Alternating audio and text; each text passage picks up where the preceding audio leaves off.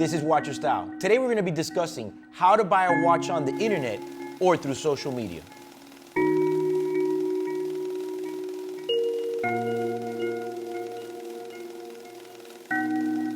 Okay, so where do I begin? I mean, one of the first things that you want to look at is what service am I going to use to find this watch? Whether it's going to be through social media, perhaps on Instagram, or if you're going to be using a service like eBay, also a very good verifiable source.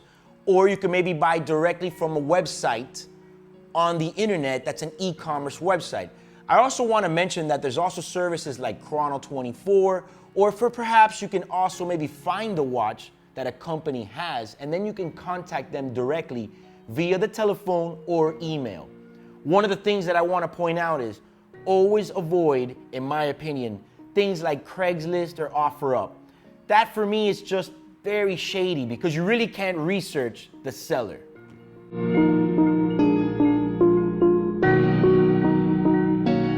Which leads me to the most important point of all. You have to buy the seller.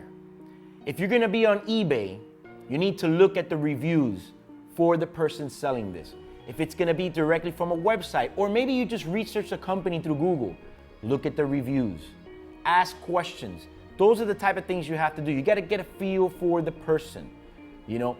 You don't wanna just, I get it. I get people that call me all the time and say, hey Eric, how can I buy a watch from you? You know, I've never done a transaction like this.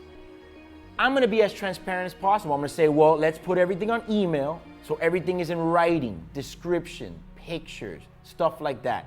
You know, that's what kind of makes it legit. Those are the type of things that make you feel better. You're gonna wanna research the seller always. Like I said, do reviews, read the reviews. All those stuff is what's gonna make you certify that the person that you're buying from is legit. When it comes to buying through social media, you're gonna wanna do the same thing. Find out if the person has a legit company. Research the company, see if it's active. Look at the reviews. Again, ask plenty of questions. I would like to always do things through email. Even for my own safety as a seller, I put things in email, that way it's all in writing.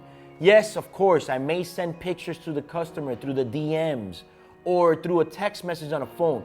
But once the moment comes to officially make the purchase, I like to put things on email. That way they are legit. So when you're buying through services like eBay or Chrono24, you know, you have a little bit more of a cushion feeling because those services alone provide you sort of like a safety net, you know? They kind of help you a little bit with fraud and stuff like that. Like Chrono24 will put the money through escrow before you receive the watch. eBay has its own set of rules, but you have to do the diligence because eBay, you wanna find out a lot about the seller. I mean, there are fake watches for sale on eBay. When all else fails, research the seller. Another thing I wanna point out is look at the prices. You know, one thing is if somebody is pricing something very aggressive, but if a price looks too good to be true, it's just probably not there. It could be either an old ad.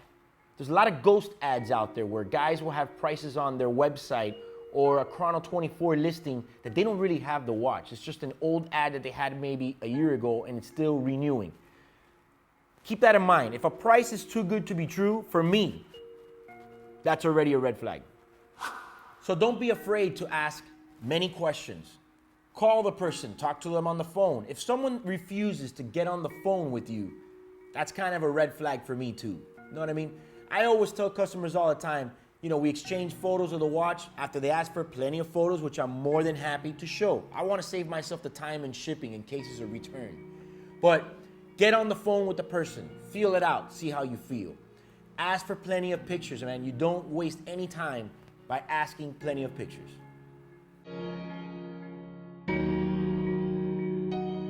Okay, so the next thing that I want to talk about, and this is an important one, is the payment option. For me, a legit form of payment would be a bank transfer, cash, or credit card transaction. Those are the three major ones, okay? Things you want to look out for, which for me are red flags, would be Western Union, Moneygram, Venmo, stuff like that, Cash App. That's a big no-no.